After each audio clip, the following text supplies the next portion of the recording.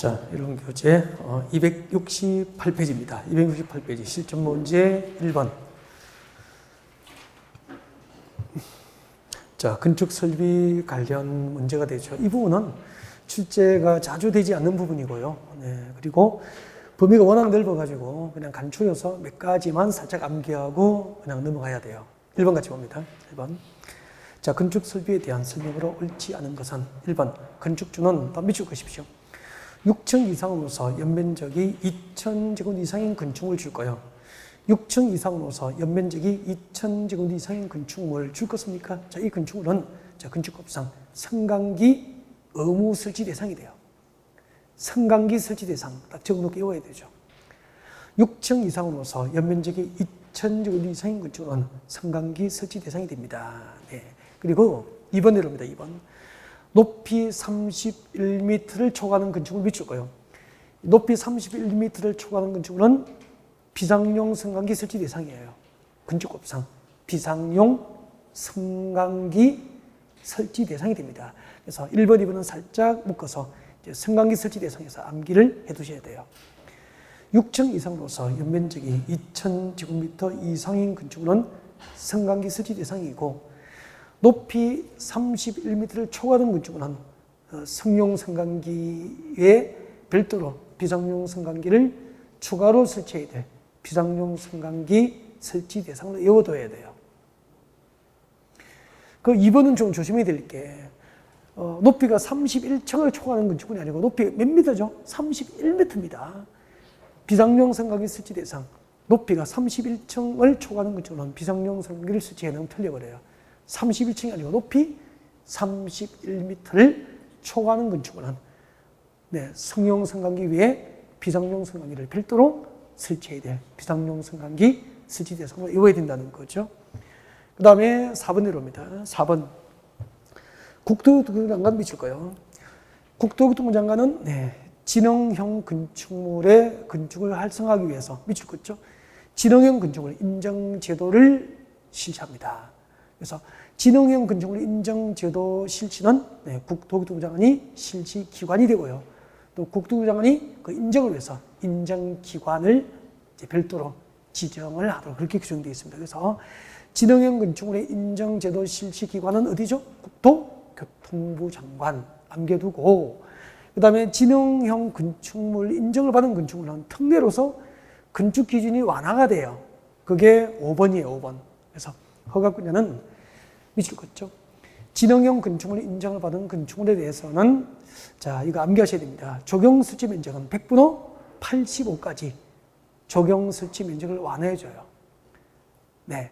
그 다음에 용적률과 높이, 용적률 동그라미, 높이 동그라미, 용적률 및 높이 제한 규정을 100분의 115까지 완화 적용을 해주게 됩니다. 진흥형 인정을 받은 진흥형 건축물 인정받은 건축물에 대해서 적용 설치 면적은 100분의 85까지, 용적률과 높이 제한은 100분의 15까지 완화 적용할 수 있다. 그래서 4번, 5번 딱 묶어서 이것도 살짝 암기를 하셔야 돼요. 기본서 옆에 적어둡니다. 기본서 551페이지예요. 551페이지에 참고를 하시면 될 것 같고요. 수업을 진행하지는 않는 부분이에요. 네. 그래서 살짝 이렇게 가볍게 그냥 문제를 통해서 이 정도만 암기하고 들어가면 돼요. 네. 그 다음에 3번 문제 볼까요? 3번 문제는 헬리포트 설치 기준이에요. 헬리포트 설치 기준. 그래서 헬리포트를 설치하거나 헬리포트 설치를 동그라미 두죠.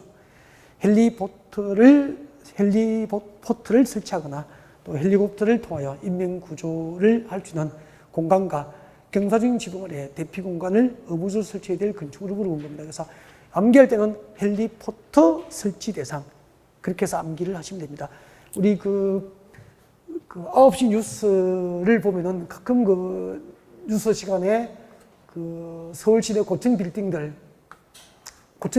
옥상에 보면은 이런 표시를 보신 적이 있죠.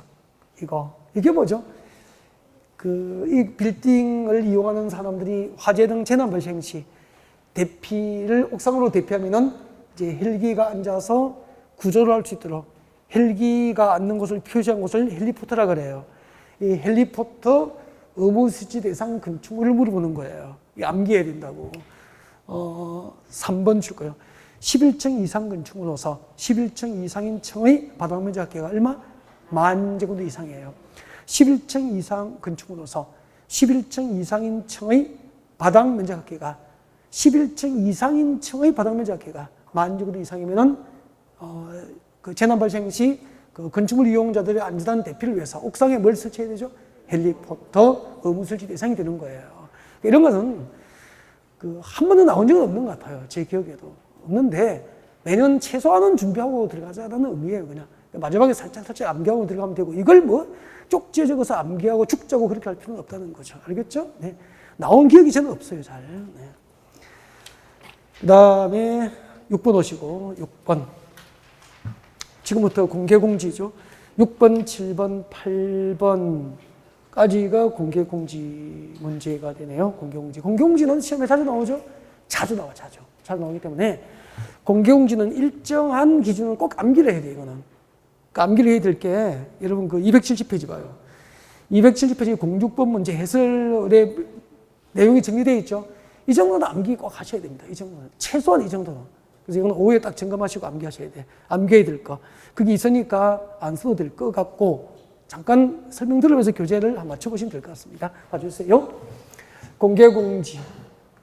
공개공지가 뭔지도 알죠?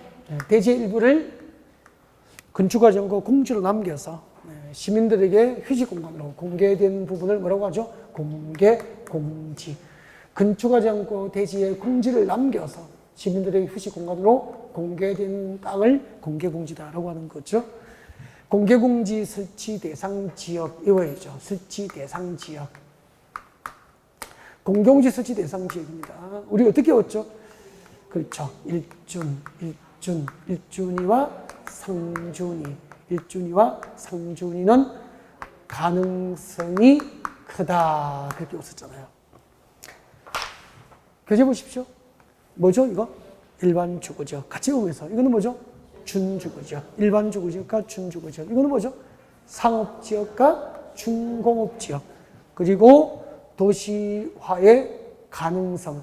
도시화의 가능성이 크다고 허가권자가 지정 공간구역. 그 다음에 이게 또 신설됐더라고. 그죠? 올해 신설됐죠? 노후 산업단지. 작년에 신설됐죠? 노후 산업단지. 노후 산업단지 정비가 시급하다고 허가권자가 지정 공간구역 등이 공개공지 확보 대상 지역이 됩니다. 이 암기하셔야 되고요. 그 다음에 이 공개공지 확보를 해야 될 지역의 규모, 건축물을 건축할 때 건축물의 규모가 바닥 면적 합계 기준이야. 이런 거 확실하게 외워야 돼요. 확보 지역, 확보 대상, 규모 외워야 됩니다. 바닥 면적 합계 기준은 얼마죠? 5,000제곱미터 이상이야. 이 확보 대상 용도지역의 바닥 면적 합계 5,000제곱미터 이상인 대규모 건축물로서 바닥 면적 합계가 5,000제곱미터 이상인 대규모 건축물로서 건축물의 용도가 다음에 해당하면은 공개공지 확보 대상이 되는 거죠. 그 용도를 외워야 됩니다. 문화 및 집회시설. 저는 항상 세종문화회관, 예술의 전당 그렇게 이용합니다. 세종문화회관, 예술의 전당, 문화 및 집회시설 맞잖아요. 그 다음에 업무시설, 63빌딩 정도로 저는 외웁니다. 숙박시설, 서울시대에 있는 대규모 호텔, 특일급 호텔들 공개공지도 확보합니다. 그 다음에 운수시설, 서울역청사, 강남고속터미널, 전부 운수시설소 공개공지 확보 대상이 됩니다. 판매시설, 서울시대에 있는 대규모 백화점 등 공개공지 확보 대상이 되죠. 판매시설 등등이에요. 종교시설, 교회, 성당, 사찰, 얼추 다 했죠? 네. 여기까지는 진짜 암기해야 돼요. 여기까지를 안 외우면은 자꾸 이제 스텝이 꼬이죠. 아버지는 뭐 읽어두면 되는 거 아니에요? 그 다음에 공개공지 면적은 대지 면적이 몇 %죠? 10%. 대지 면적의 10% 범위 안에서 각 시군 조례를 정하도록 하고 있고, 그 다음에 공개공지를 설치해서 제공하면 그 건축지역에 벌줍니까? 상줍니까? 상주죠. 건폐가 용적률, 해당 용도지가 허용되고 있는 건폐가 용적률의 1.2배 범위 안에서 건폐가 용적률을 완화해서, 건폐율 아니고 참 죄송합니다. 용적률과 높이 제한입니다. 용적률과 높이 제한 1.2배죠. 용적률과 높이 제한 기준에 1.2배 이하 범위 안에서 완화 적용해 줄 수 있어요. 건폐율은 완화가 안 돼요. 왜인지 알죠? 건폐율이 완화하면 대지의 건축 면적이 커지잖아요. 커진 것만큼 공개공지 면적을 줄여버리기 때문에 건폐율은 완화 적용 대상이 아니죠. 그래서 공공지 확보 대상 지역과 확보 대상 규모와 확보 대상 용도는 대충 외우지 말고요. 이거는 완벽하게 오면 수험집이 끝이야. 이런 것은 나오면은 다들 잡아줘야 되거든. 그죠? 자주 출제되고. 그런 문제를 제가 읽을 필요가 있습니까? 이 정도 하면 되죠. 두 문제만 풀겠습니다. 6번 문제 읽어드리는 거죠. 한번 봐요. 6번. 공개공지에 관련된 설명이다. 틀린 것은 바다면적 합계 5,000주 이상인 농수산물 유통시설은 판매시설이지만 공공정보 대상입니까? 제외입니까? 제외. 판매시설 중에서 바다면적 합계가 5,000주 이상인 판매시설 중에서 농수산물 유통시설은 공공정보 대상에서 제외되는 거 중요하죠? 그럼 1번은 O 믿겠습니까? O. 2번 공개공지를 설치하면 해당 용도적 용도율, 용적률 1.2배 맞습니까? 네, 맞죠. 완화 적용 가능하잖아요. 그 다음에 적용 면적과 매장문화재 현지 보존 조치 면적도 공개공지 면적으로 인정하죠? 네. 4번 공개공지를 설치하면 긴 의자나 조경시설 등 건축 조례가 정하는 시설을 설치해서 시민들이 휴식할 수 있도록 의자 등을 만들어줘야 됩니다. 5번 공개공지 면적은 대지 면적의 몇 %죠? 10% 범위 안에서 조례를 정하게 됩니다. 8번 하나만 더 읽어볼게요. 공개공지 설치에 관한 설명 중 틀린 것은 일반 주거지역은 확보 대상 용도지역 맞죠? 네. 바다면적이 5,000주 이상인 종교시설 맞잖아요. 공개공지 확보 대상입니다. 2번 일반 상업지역, 상업지역도 공공지 확보 대상 지역인데 바닥면적 합계가 5,000주 이상이고 문화 및 집회시설 확보 대상 용도 맞잖아요. 3번 일반 공업지역은 공공지 확보 대상 지역이 아니죠. 일반 공업지역 아니고 공업지역은 준공업지역만. 정답은 4번. 이런 것은 공짜로 들리는 문제죠. 네. 이런 거는 실수가 있으면 안 돼요. 시험에서 자주 나오지 뭐. 늘 준비하지 뭐. 그죠? 네. 그 다음에 10번 문제 오세요. 10번 문제. 10번 문제 아까 설명드렸죠, 이거. 다른 조건이 특별히 없는 한 1조 확보를 위한 높이 제한을 적용받는 대상이 아닌 것은 그렇게 되어 있습니다. 준주거지역은 1조권 확보 대상 용도지역이 아니죠. 준주거지역은. 아까 1조니와 아니죠. 1조권 확보를 위해서 높이 제한을 적용받는 용도지역은 전주 1조. 전용주거지역과 일반주거지역이잖아요. 준주거지역은 1조권 확보 대상 용도지역이 아니에요. 그리고 또 공동주택은 1조권 확보를 위한 건축제한을 받잖아. 그럼 다가구 주택은 공동주택입니까? 단독주택입니까? 단독주택이죠. 그래서 1번이 정답이 됩니다. 2번은 일반주거지역은 1조권 확보 대상 맞죠? 그죠? 그 다음에 3번은 중공업지역은 1조권 확보 대상 지역은 아닌데 뭐죠? 아파트는 공동주택이잖아. 공동주택은 1조권 확보 대상이잖아. 그 다음에 4번은 전용주거지역이니까 1조권 확보 대상 맞죠? 그 다음에 5번은 계획관리지역은 1조권 확보 대상 지역이 아닌데 건축의 용도가 뭐죠? 연립주택. 공동주택은 1조권 확보 대상이 되잖아요. 여보세요? 앞 시간에 조금 전에 우리가 쉬는 시간 딱 직전에 이거 했잖아. 1조권 확보를 위해서 건축을 제한하는 용도지역 두 개가 뭐죠? 전주 1조, 전주 1조. 전용주거지역과 일반주거지역에서는 건축에 허용된 모든 건축물이 1조권 확보를 위한 건축 제한을 받는 거야. 아니면은 건축의 용도가 뭐죠? 공동주택이면은 1조권 확보를 위해서 건축 제한을 받잖아. 맞죠? 단 공동주택이어도 어디는 제외되죠? 중심 상업지역과 일반 상업지역에 건축하는 공동주택은 1조권 확보 대상의 제외. 맞죠? 그럼 봐요.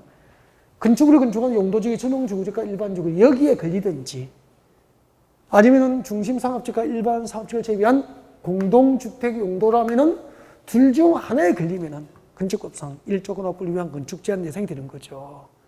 그러니까 항상 목차라니까 1조권 확보를 위해서 건축 제한을 받는 대상은 두 군데야. 건축으로 건축한 용도지역의 전용주거지역과 일반주거지역이면은 그 동네에 건축을 허용된 모든 건축물이 1조권 확보를 위해서 건축 제한을 받고 중심 상업지역과 일반 상업지역에 건축하는 공동주택은 용도지역과 상관없이 중심 상업지역과 일반 상업지역을 제외한 나머지 모든 용도지역에 건축에 허용된 공동주택은 일조건학법에서 건축을 제한받는 겁니다. 둘 중 한 개에 해당하면 건축법상 일조건학법을 위한 건축 제한 대상이 되는 겁니다. 맞죠? 그러니까 일조건에 이 두 가지 목차가 생각이 나야 이런 문제에 접근이 되는 거라고. 그런 문제예요. 자, 그 다음에 11번 아까 설명 다 드린 거고 나중에 보시고 12번입니다. 12번. 특별건축구역 동그라미.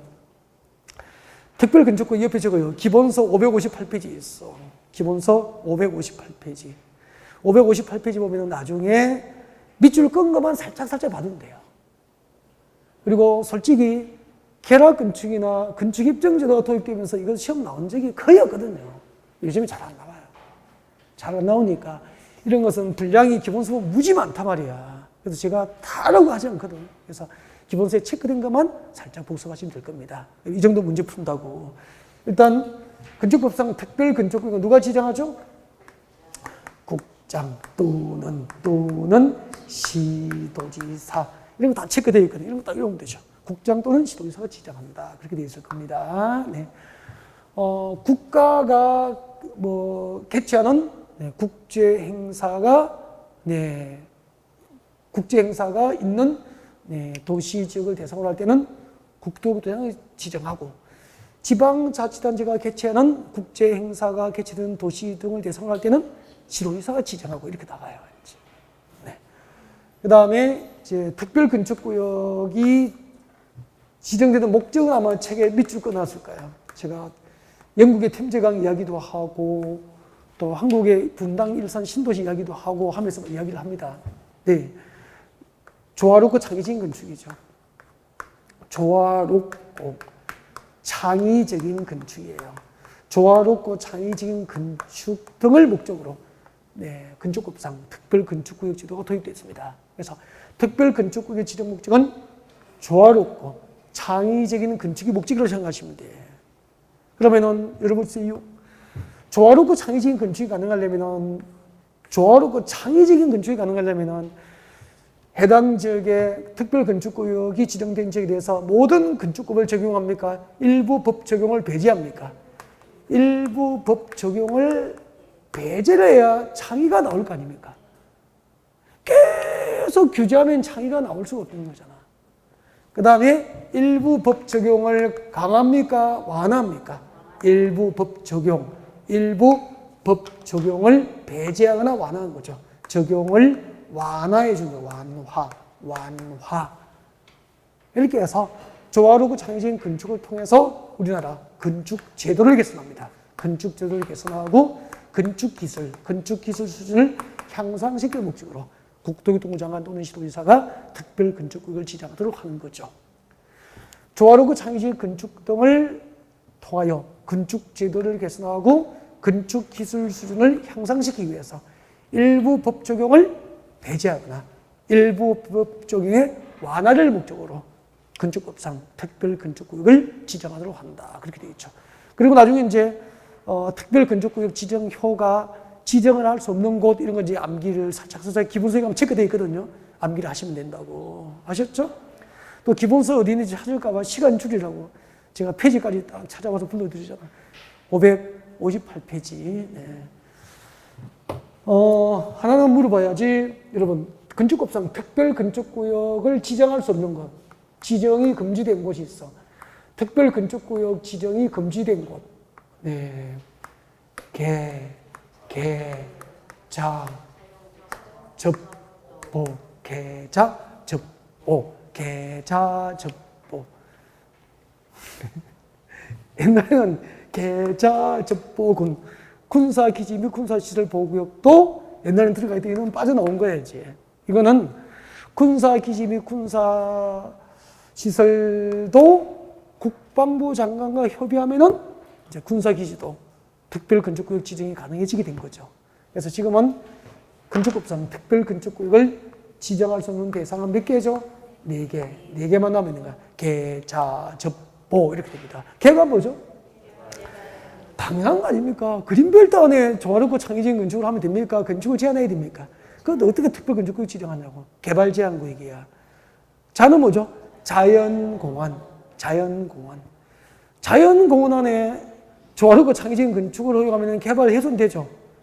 안 되잖아요. 그 다음에 접은 뭐죠? 우리 도로법상 접도구역 배웠잖아요. 접도구역에는 건축이 제한되잖아요. 그다음 특별건축을 지정해서 조화롭고 창의적인 건축 말도 안 되잖아. 그 다음에 보전산지. 산지관리법상 보전산지는 개발 목적입니까? 보존 목적으로 지정된 산지입니까? 보존 목적으로 지정된 산지 안에 조화롭고 창의적인 건축 말이 안 되죠.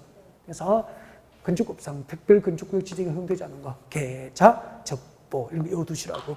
교재에 가서 나중에 체크된 것만 하시면 돼요. 네, 1번 같이 보겠습니다. 옳지 않은 거 틀린 거 찾아야 되거나 시도지사만이 국가정책 사업으로 조화롭고 창의적인 건축을 위해서 도시나 지역의 일부로서 특별건축구역으로 특례 적용이 필요한 경우 특별건축을 지정할 수 있다. 특별건축구역은 시도지사만이 지정할 수 있다. 틀렸죠? 국장 또는 시도지사. 1번이 답이구나. 2번 중요한데요. 특별건축구역을 지정하나 변경한 경우에는 국토교육법상 줄것죠. 도시공관리계획 결정이 있은 것으로 본다. 이게 특별건축구역 지정 효과입니다. 특별건축구역이 지정되면 국토교육법상 도시공관리계획 결정이 있은 것으로 본다. 단 가론에 줄것죠. 용도지역, 용도지구, 용도구역의 지정과 변경은 어제의 대상입니까? 제외입니까? 제외. 3번 특별건축구역에서 외워놨잖아 다. 그죠? 특별건축구역에서 건축하는 건축물에 대해서는 다음 법 적용을 완화하게 됩니다. 완화 적용하는 거. 통합 적용할 수 있는 대상이죠. 특별건축구역 전부나 일부를 대상으로 통합 적용할 수 있는 규정은 미부공, 미술작품 설치, 미동그라미, 부설주차장 설치, 부동그라미, 공원 설치, 공동그라미. 미부공은 개별 건축물마다 적용하지 않고 특별건축구역 전부나 일부를 대상으로 통합 적용합니다. 통합 적용 대상은 미부공. 그리고 4번 특별건축에서 건축하는 건축에 대해서는 줄것죠. 대지안의 조경, 금표율, 용적률, 대지안의 공지, 높이 제한 규정 등을 적용을 배제할 수 있다. 5번 개발제한구역과 자연공원에는 특별건축을 지정할 수 있다 없다? 없다. 특별건축구역 지정이 금지된 곳 계자가 이거라니까. 개발제한구역과 자연공원, 계자, 접보, 접도구역, 보전산지는 특별건축구역 지정이 제한되죠. 넘어갔습니다. 14번. 자, 14번 건축법상 이행강제금입니다. 14, 15, 16 다 같은 문제구나. 그 14번 문제 밑에 보면은 건축법상 이행강제금하고 농지법상 이행강제금이 비교되어 있죠. 좋은 자료예요. 그 자료 꼭 비교해서 복습하시고. 아셨죠? 자, 건축법상 이행강제금 잠깐 설명을 드리겠습니다. 고개를 들어볼까요? 건축법상 이행강제금. 이행강제금, 여기서부터 이야기를 시작을 하는 게 좋을 것 같아. 여러분, 위반 건축물, 건축법상 위반 건축물이라 하면 건축법과 건축법에 의한 처분과 명령을 위반한 건축물을 뭐라고 하죠? 위반 건축물이라고 그래요. 다시. 건축법과 건축법에 의한 처분과 명령을 위반한 건축물을 위반 건축물이다라고 하게 되는데, 예를 들면 제가 이렇게 설명을 드렸을 거예요. 요 그림 보면 기억이 날 겁니다. 이 40층 빌딩, 강남에 있는 40층 빌딩이에요. 한 층당 임대 수입이 연간 10억이에요. 연간 기준으로 한 층당 임대 수입이 10억이라니까? 아니, 한 층당 임대 수입이 연간 10억이라고. 그렇죠. 그렇게 해줘야죠. 아니, 부자들만 살고 있으니까 연간 임대 수입이 10억이라고 해도 놀라지도 않으시고. 한 층당 10억인데, 건축주가 2개 층을 불법으로 증축한 거예요. 그럼 연간 추가되는 이익이 10억, 20억이라고 가정합시다. 그러면은 이 건축물은 불법으로 증축했으니까 그때부터 건축물 위반한 거 맞죠? 이 건축물이 위반 건축이 되는 거야. 그럼 이 위반 건축에 대해서는 우리 건축부에서는 일정한 조치를 할 수 있죠? 건축법상 위반 건축에 대한 조치는 제가 줄줄줄줄 목차를 암기하라고 해서 지금 줄줄줄줄줄 암기를 할 수 있죠. 지금부터 같이 오시면 됩니다. 죄송해요. 민법하고 개론도 얼마나 만만찮아, 그죠? 분량 많잖아요. 민법도 처음 들으면, 그래도 이제 민법이 좀 되죠. 처음이 어려운데, 민법도 한번 올라가고 나면은 잘 안 내려가요. 올라가기가 쉽지 않다니까. 도대체 무슨 말인지 알아듣지 못하잖아. 민법은 한번 잡으면은 안정화 단계 들어가요. 잘 안 내려가요. 공법도 올리기 힘들죠.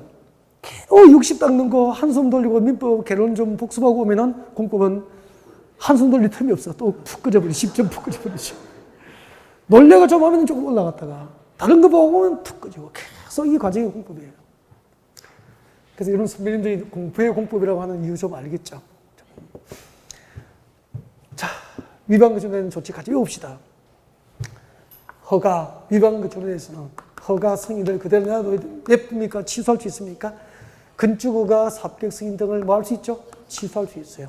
허가 승인을 취소할 수 있어야 되는데 위반거절에 대한 조치, 허가 승인을 취소할 수 있다. 그리고 불법으로 증축하는 과정이면 어떻게 해야 되죠? 계속하라고 해야 됩니까? 중지입니까?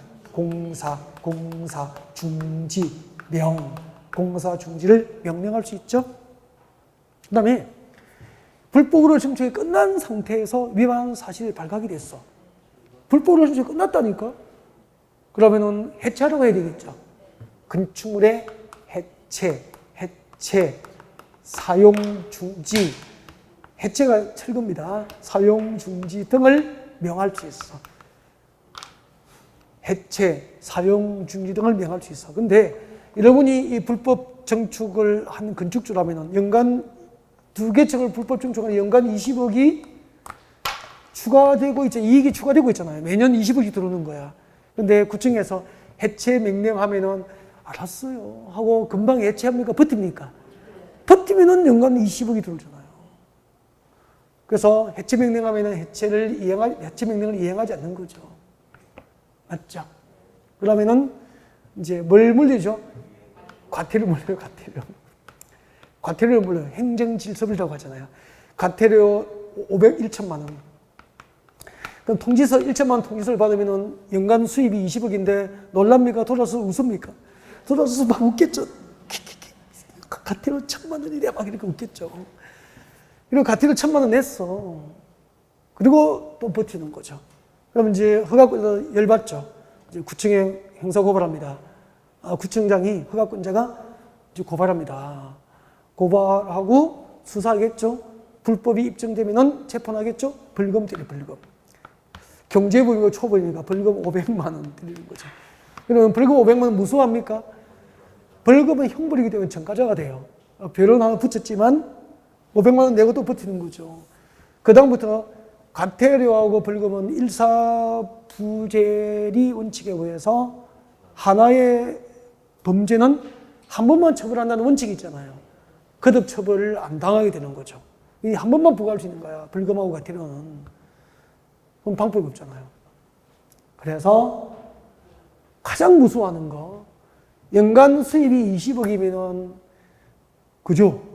연간 30억씩 철거할 때까지 매년 2번까지, 최대 2회까지 철거 명령을 이행하도록, 해체 명령을 이행하도록 경제적 제재를 가하는 거야. 그게 바로 뭐죠? 이행강제금이죠. 이행강제금이란 철거 등 시정 명령을 이행하지 않는 자에게 일정한 기간 동안 시정 명령을 이행하도록 하고 그 시정 명령 이행 기간 동안에 이행하지 않는 자에게 해체 등 건축물의 해체 등 시정 명령 이행을 강제하기 위해서 경제적 제재를 가하는 게 금이잖아. 이행강제금이 되는 거죠. 이행강제금의 가장 큰 특징은 과태료, 벌금과 달리 철거 명령을 이행할 때까지 1년에 2회 이내에서 한 번 부과합니까? 반복 부과합니까? 반복 부과. 이게 가장 큰 특징이에요. 경제적 제재를 반복하는 거죠. 그러면은 버텨서 1년에 얻는 이익이 20억인데 30억씩 연간 2번씩 때리면은 천하장사도 손 들고 말겠죠. 이행강제금이라고. 설명 다 드렸죠? 하나 물어보죠. 이행강제금은 허가, 신고, 허가 받지 않고 신고하지 않고 건축했어. 허가 신고를 위반했다 이 말이에요. 건폐율을 초과해서 건축했거나 용적률을 초과해서 건축한 거야. 이 네 개를 위반하면 중요사항 위반이잖아. 중요사항 위반하면은 제곱미터당 시가 표준액의 50% 이하 범위 안에서 위험 면적에 따라서 이렇게 쭉 나갑니다. 그 다음에 허가, 신고, 건폐율, 용적률을 제외한 기타 위반, 기타 건축법 위반 시, 이 네 개가 중요사항 위반이야. 위반 시에는 제곱미터당 시가 표준액의 10% 이하 범위 안에서 대통령령으로 정하는 금액을 이행강제로 부과하게 돼요. 이렇게 됩니다.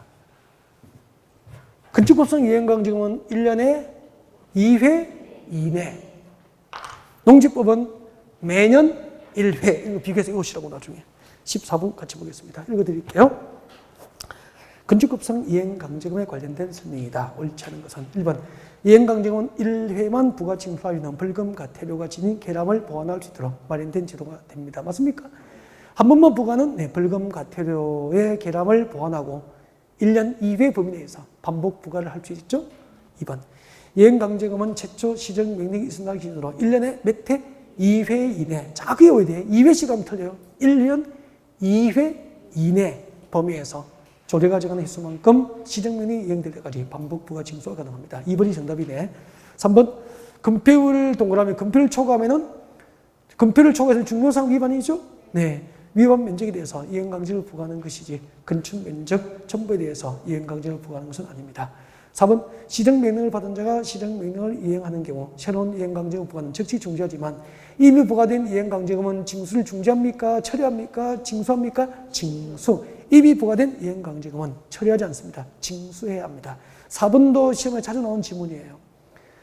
허가구조는 시정명령을 받은 후 시정기간 내에 시정명령을 이행하지 않는 자에게 이행강제금을 부과하게 됩니다. 넘어가겠습니다. 16번 하나 더 할게요. 16번. 건축법상 이행강제금 부과징수, 이행강제금 부과징수에 관련된 다음 기술 중에서 옳은 것은 연면적 85제곱미터 이하인 주거용 건축물 틀렸네? 60입니다. 이거 외워놔야 돼. 이거 암기하셔야 돼. 연면적 60제곱미터 이하인 주거용 건축물은 감액 대상이 되죠? 네, 그래서 산정된 법정 부과 금액의 얼마까지? 2분의 1 이내에서 조례로 정하는 금액을 부과할 수 있도록 감액 대상이 됩니다. 그래서 이행강제금 감액 대상은 연면적 60제곱미터 이하인 주거용 건축물을 외워놔야 되는 것은 알겠죠? 네. 그리고 이행강제금 산정 기준은 공시지가가 아니고 아까 제곱미터당 시가 표준액이라고 그랬죠? 제곱미터당 시가 표준액의 50%. 그래서 시가입니다. 시가. 공시지가 기준입니까? 일반 시가입니까? 시가. 시가를 말합니다. 공시지가 틀린 거죠. 그 다음에 3번. 이행강제금은 최초 시정명령을 기준으로, 시정명령 1을 기준으로 1년에 몇 회? 2회 이내 불과해서 조례가 정하는 횟수만큼 시정될 때까지 반복 부과합니다. 3번이 정답이죠? 옳은 거니까. 4번. 이행강제금을 부과하기 전 며칠? 10일 이상 기간을 정해서 의견 진술기를 부린 날짜도 외워놔야 됩니다.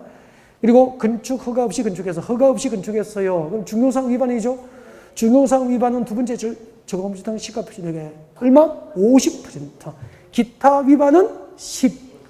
건폐율 용적률 허가 신고 넷 중 하나 위반은 50. 딱 구분해서 암기를 하십시오. 여기까지 건축법이에요. 자, 주택법 가겠습니다.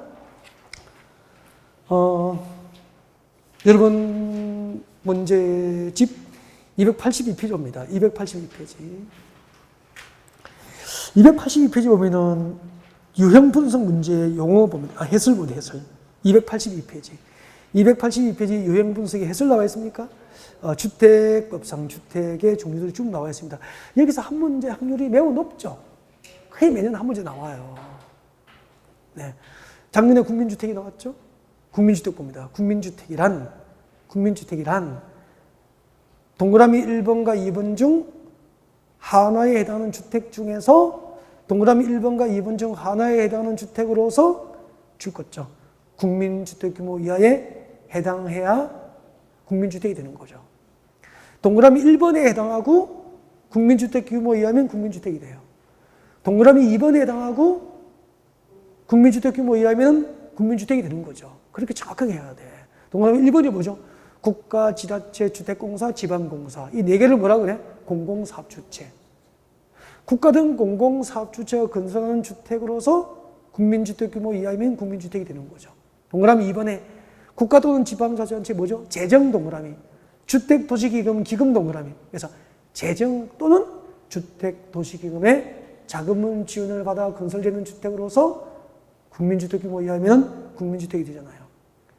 그리고 주택법상 국민주택 규모라 하면 단독주택 1호, 공동주택 1세대당 얼마죠?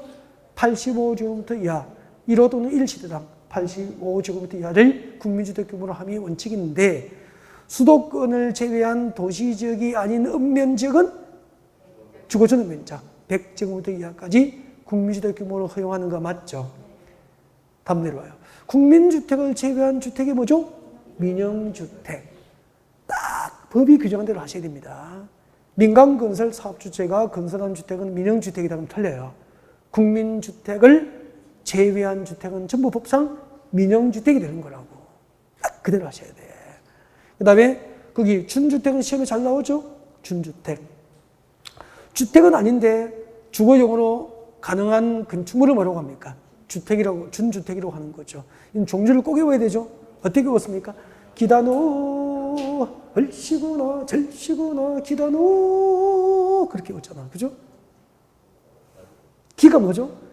기숙사, 다중생활시설, 노인복지주택. 오가 뭐죠? 오피스텔. 기다노 외우시고. 밑에 참고하시고, 2, 3, 4 참고하시고. 도심생활주택 빨리 오세요. 오른쪽에. 도심생활주택은 3개를 입어야 되죠. 요건이 3개. 빨리 줄 거죠. 300세대 미만일 것, 국민주택 규모에 해당할 것, 그리고 저 뒤에 어디에 건설할 것? 도시지역 건설할 것. 이 3가지 요건을 갖춘 주택을 뭐라고 합니까? 도시형 생활주택. 이거 나야 돼요. 도시형 생활주택 요건. 300세대 미만일 것, 국민주택 규모에 해당할 것, 도시지역에 건설할 것. 그리고 종류는 단정 연립, 단정 다세대, 원룸형 주택. 그리고 원룸형 주택의 요건은 암기하는 거 맞죠? 특히 원룸형 주택의 세대별 주거시설 면적은 얼마 이하에 되죠? 50제곱미터 이하. 원룸형 주택의 세대별 주거시설 면적 50제곱미터 이하일 것. 그 다음에 동그라미 2번 봐요. 욕실과 보일러실을 제외한 부분은 몇 개의 공간을 구성합니까? 원룸이니까 하나의 공간을 구성하는 게 원칙인데 주거시설 면적이 30제곱미터 이상부터는 2개의 공간을 구성할 수 있다. 지금 문제풀이 할 때는 이런 용어를 할 필요가 없죠. 진짜 인문과정이나 하고 1, 2월 때는 하는 거예요. 근데 워낙 시험이 잘 나오니까 그냥 시간적 여유가 있어서 같이 한번 살짝 읽어본 거예요. 네. 실제 문제 내려오시고 용어 정의 한두 개만 풀겠습니다. 주택법상 용어에 관련된 설명으로 틀린 것 1번 세대 구분형 공동주택이란 고개 한번 들어보실까요? 네. 다음 주 한 주가 더 남아있죠. 다음 주에 문제풀이 종강이구나. 진짜 막바지 왔구나. 이제. 근데 지금은 춥지도 덥지도 않고 공부하기 좋죠? 하루에 강의 듣는 시간 빼고 하루에 최소한 8시간, 자기가 확보할 수 있는 시간이 8시간, 10시간씩. 혹시 사정이 생겨서 확보를 못하면 주말에 그 시간을 보충을 꼭 하고 그렇게 해야 되겠다. 그죠?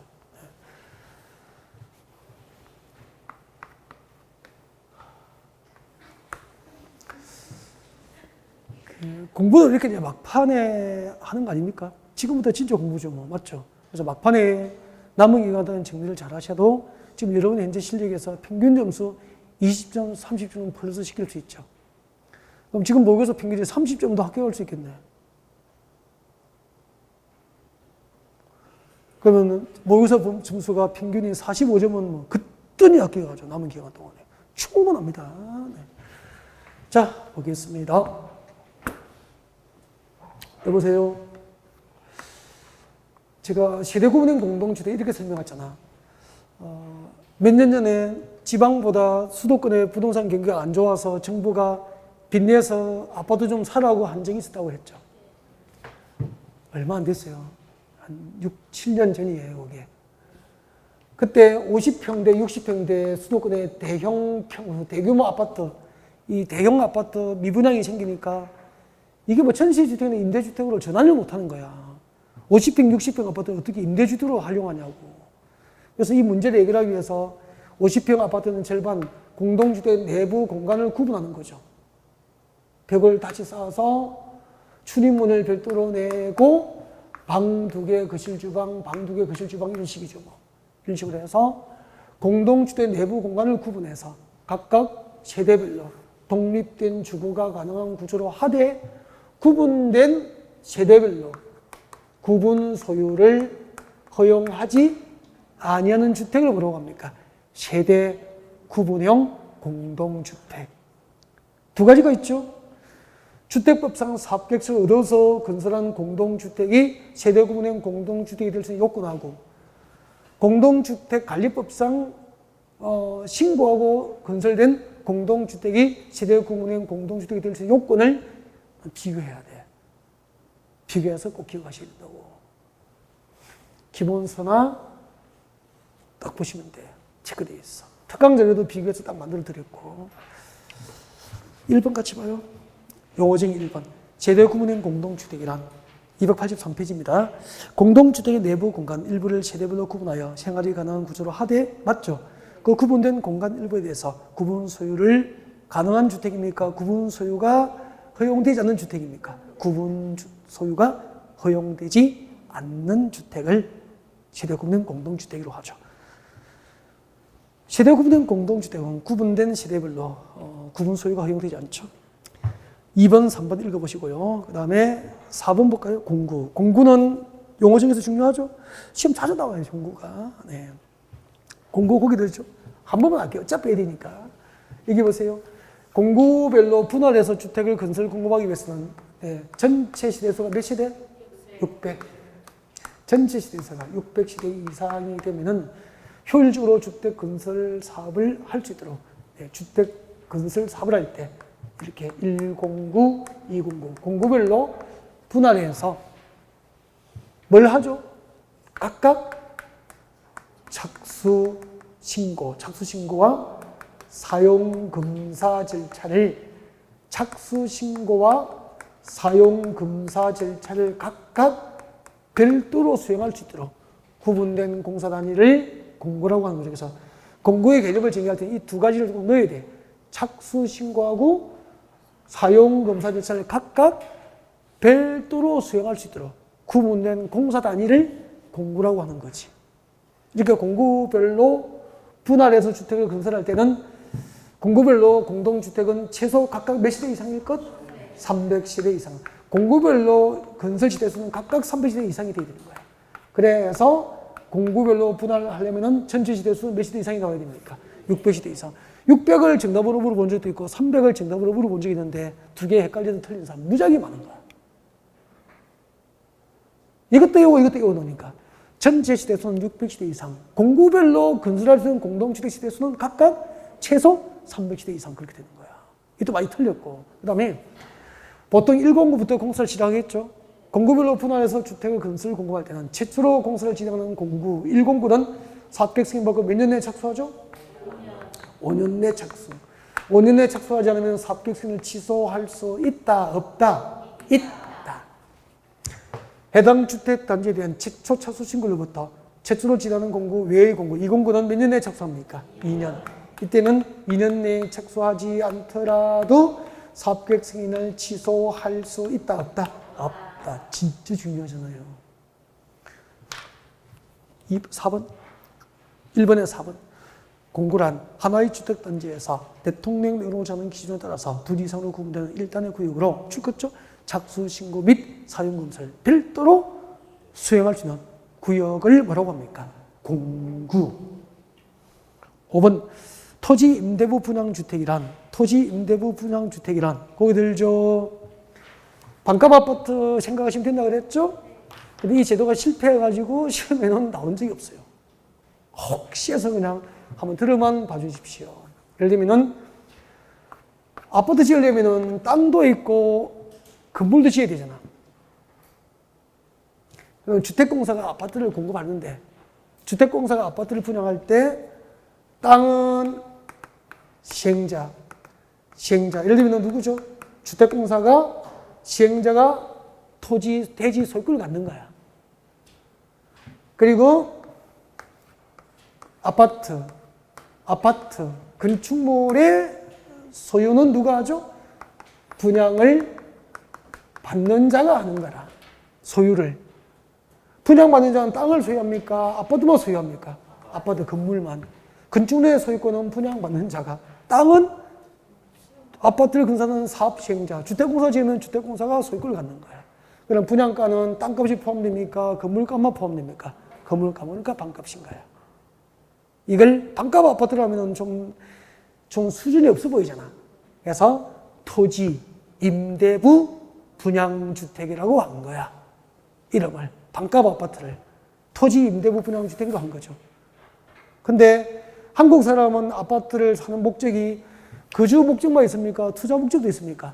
내가 어렵게 대출을 받아서 10억짜리 아파트를 3억을 대출을 끼도 언젠가는 이게 15억 올라서 이자를 갚고도 남는 이익이 있고 재산을 늘릴 수 있으니까 믿음이 있으니까 신규 아파트 분양받는 거 맞잖아요. 근데 이거는 거주 목적은 되는데 투자 목적이 돼야 안 돼.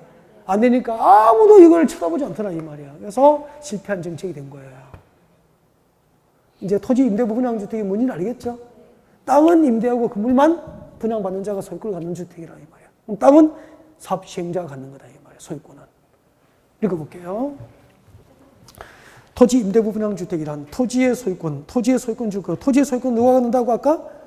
건설 사업 시행자가 건설 사업 시행자 두 번째 줄에 있네요. 건설 사업 시행자가 토지 소유권을 갖고 건축물과 복리시설 줄 거요. 건축물과 복리시설 소유권은 제일 끝에 있네.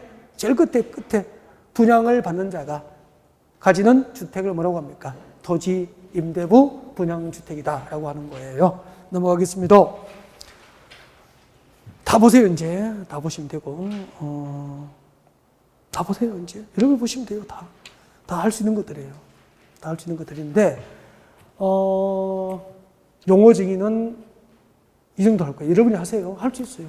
다 용어 정의 다 할 수 있는 것들이고 하나 해드릴 게 있어. 288페이지 와요.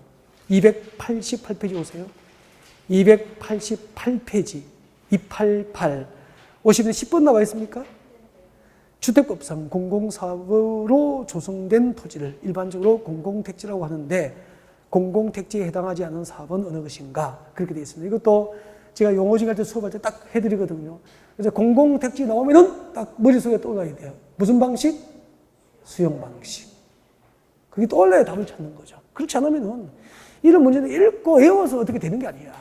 주택법상 공공택지가 나오면 무슨 방식? 수용 방식이 떠올라야 답을 찾는 거야. 그러면은 제가 수업할 때에 289페이지 해설을 한번 보실래요? 해설 보시면은 6번하고 7번을 묶어서 발표해요. 해설에 6번, 7번을 묶어서 발표하시고 도시개발 사업으로 조성된 공동주택 건설 용지가 주택법상 공공택지가 되려면은 가로 안에 줄 거죠? 수용 또는 사용 방식으로 시행하는 사업과 혼용 방식 중 환지 방식입니까? 수용 방식입니까? 수용 방식으로 적용되는 구역에서 시행하는 도시개발 사업으로 조성된 공동주택 건설 용지만 주택법상 공공택지가 될 수 있는 거야. 그러면은 환지 방식으로 시행하는 도시개발 사업으로 조성된 공동주택 건설 용지는 주택법상 공공택지가 될 수 있다 없다? 없다 이 말이야. 오직 수용 방식이 되는 거야. 그 다음에 봐요. 7번도 경제자유구역에서 경제자유구역 개발 개발 사업을 줄 거예요. 경제자유구역 개발 사업으로 조성된 공동주택 건설 용지가 주택법상 공공택지가 되려면 역시 가로 안에 봅니다. 줄 거죠. 전부 수용 또는 사용 방식이 적용되는 구역과 혼용 방식 중 수용 또는 사용 방식이 적용되는 구역에서 시행된 것만 주택법상 공공택지가 될 수 있는 거예요. 알겠죠? 그러면 환지 방식으로 도시개발 사업을 했을 때 조성된 공동주택 건설 용지는 주택법상 공공택지에 해당돼 안 돼? 안 되는 거예요. 왜냐하면은 잠깐만요. 우리가 이제 그림 안 그래도 이해할 수 있잖아. 환지 방식으로 조성된 택지나 상가 용지는 주택법상 공공택지로 가져다 쓸 수가 없고요. 종전 토지 소유자에게 환지로 돌려줘야 되잖아요. 주택법상 공공택지로 가져다 쓸 수 없는 거예요. 알겠죠? 간단하다고. 그 다음에 11번 문제 한번. 11번 문제 약간 응용한 건데, 이렇게 너무 어렵겠더라고.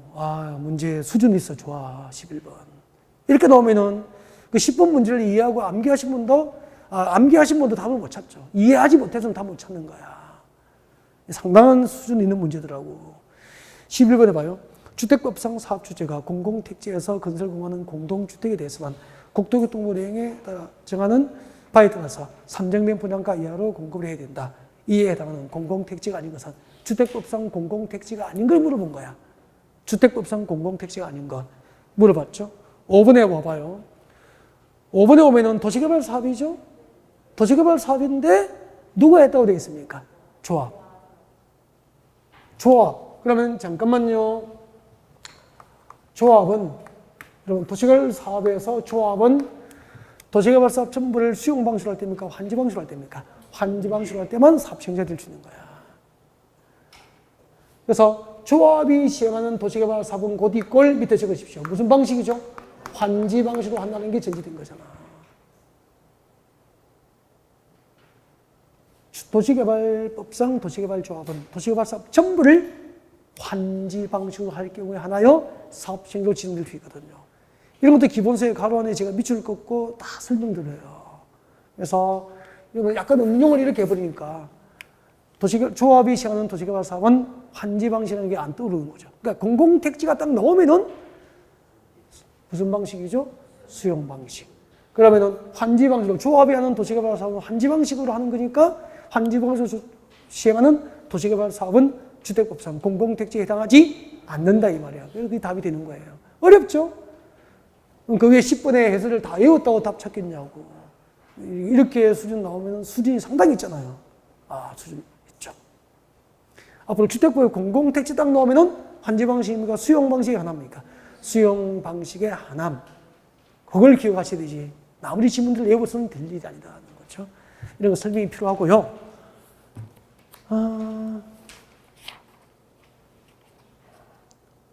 다 봐요. 여러분이 보시면 돼요. 이제 15번 옵니다. 15번.